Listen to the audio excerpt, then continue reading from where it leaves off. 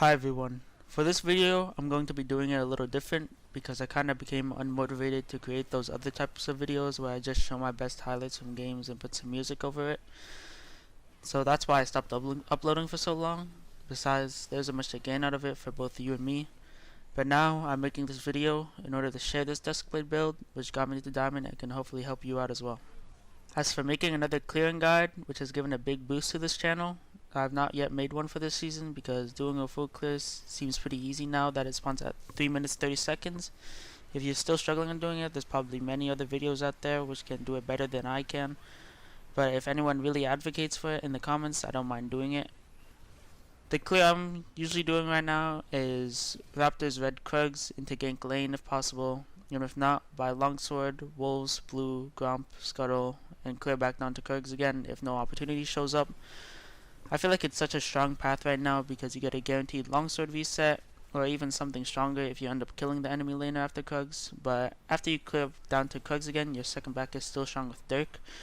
The only problem with this clear is if you do end up getting invaded at your blue at any time, for which there's a good chance because you possibly show up in lane after killing Krugs.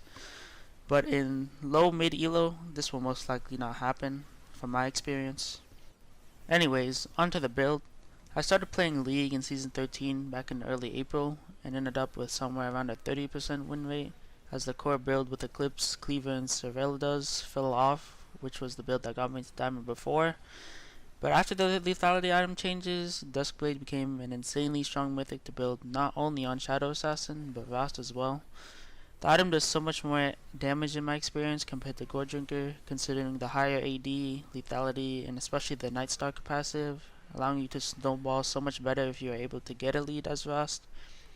Sure, Gore Drinker gives a lot of healing and health, but I mean Duskblade makes up for it in dealing so much more damage, along with the movement speed as he finished more legendary items, which feels very nice on Rost, as he lacks it outside of his E.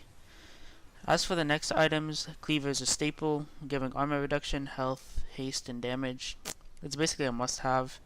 Now, Shojin fits in super well as the third item here, because when you finish this item, you will have 200 bonus AD from your items and runes, which gives so much more value towards Shojin passive, and giving so much more ability haste to your non-ultimate abilities, especially when combined with Ionian Boots, which I build every game under any circumstance. The whole reason of how I found out about this build was because I was in a game and wanted to go Shadow Assassin. We ended up behind early, so I went Rost as it was the first form I received with Duskblade and Ionian Boots, and ended up pulling myself back into the game. I freestyled the rest of my build, ended up winning, and ever since that game I wanted to go that same build minus Manamune because it feels clunky to build on Rost, for me personally. This build is all about the smoothness of Rost gameplay to me, because most of Rost's damage comes from his Q, and with ability haste he has more time to Q and less time to auto attack in fights, which is why I build Ionian Boots and Shojin every game. And considering I started using this build before Shojin buffs in the most recent patch, it can only be an even better item to purchase now, so there's that. The last two items are kind of up for interpretation. I just go Death Stance all the time because of the passive. Even though it's geared more towards AD comps, it still works well into AP burst damage.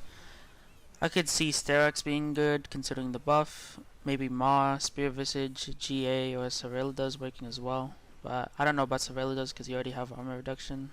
It could still end up being good considering the slow and the extra armor reduction. Anyways, that's kind of all I have to say for this video. If any more elaboration is needed on this build and why I think it's good, even better than Gore Drinker, I'm more than welcome to do so. Who knows when our next video will be out, or if anyone cares. I guess I'll catch you guys in the next one. Peace.